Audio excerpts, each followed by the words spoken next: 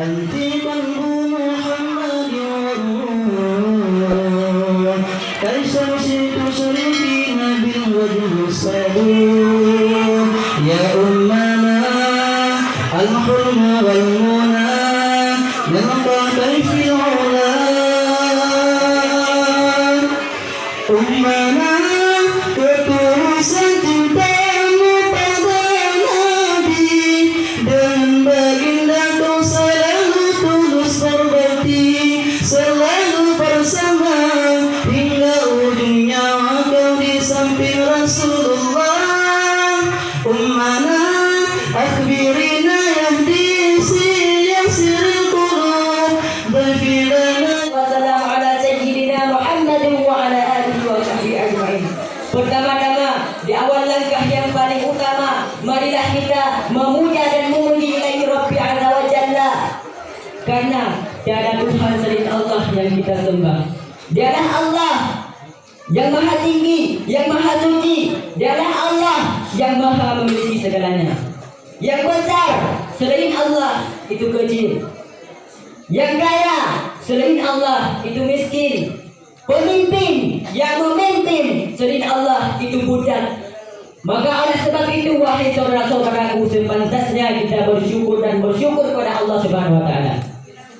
Dan selanjutnya selawat bertangkai salam sama-sama kita alamatkan kepada seorang pemuda yang mana oleh pemuda tersebut yang telah membuka hati kita untuk mengenal Allah Subhanahu wa taala, yang mana oleh pemuda tersebut yang telah mengenal kepada kita mana Tuhan yang pantas untuk kita sembah.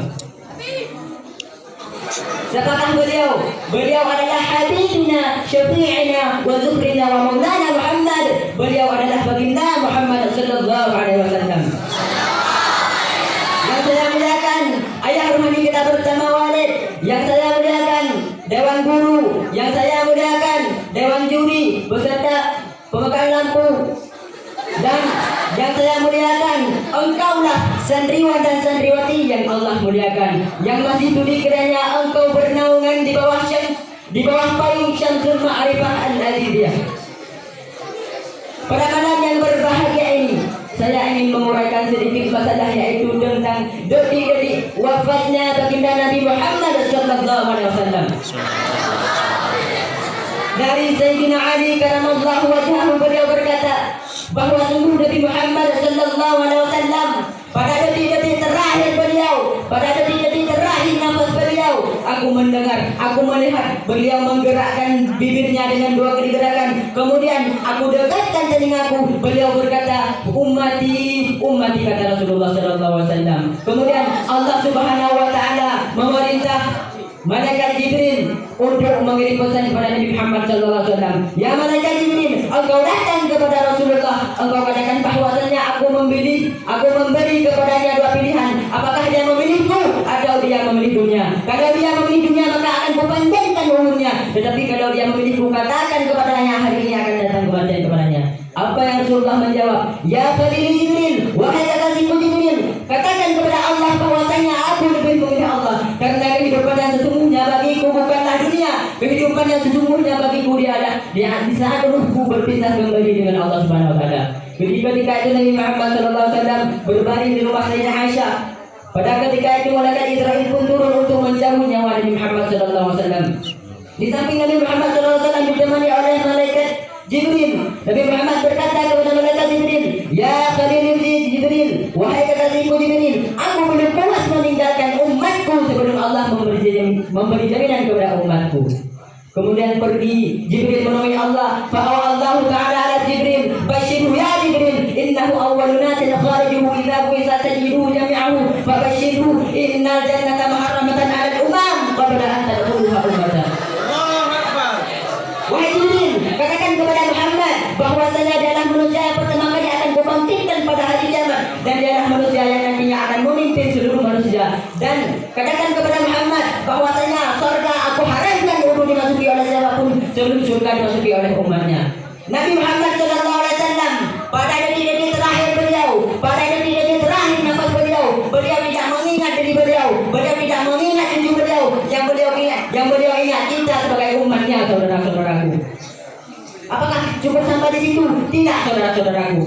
Pada ketika itu dicabut nyawanya Nabi Muhammad. Pada ketika itu Nabi Muhammad berdiri, dicabut nyawa Nabi Muhammad. Kata Nabi Muhammad, dicabut nyawa Nabi Muhammad. Kata Nabi Muhammad. Kemudian Nabi Muhammad bertanya kepada malaikat Ibrahim, ya Ibrahim, apakah begini rasa sakit dicabut nyawa? Iya, kata Ibrahim. Dan apakah begini juga yang nantinya akan dirasakan oleh umatku? Iya, kata Ibrahim. Mendengar seperti itu Nabi Muhammad SAW menangis, saudara-saudaraku. Nabi Muhammad SAW yang salat tidak kakinya bengkak. Nabi Muhammad SAW yang salat tidak kakinya berdarah. Dan begitu merasa sakit waktu dicabut nyawa. Nabi Muhammad manusia yang paling mulia, khairul khalqillah wa khairul wa bahra safa. Tetapi begitu merasa sakit waktu dicabut nyawa. Apalagi kita para pendosa, apalagi kita manusia-manusia yang lalai dari salat. Coba kita bayangkan saudara-saudaraku. Kemudian Rasulullah SAW menengadahkan tangan ke langit. Nabi Muhammad berminta kepada Allah, ya Allah, khafif ala ummati fi sakarat, ya Allah. Ya Allah, permudahkanlah, ya Allah, ringankanlah sakaratul maut umatku, ya Allah. Ya Allah, aku nabi mereka, aku pemimpin mereka, maka berikanlah seluruh rasa sakit sakaratul maut umatku kepadaku, ya Allah, kata Nabi Muhammad SAW.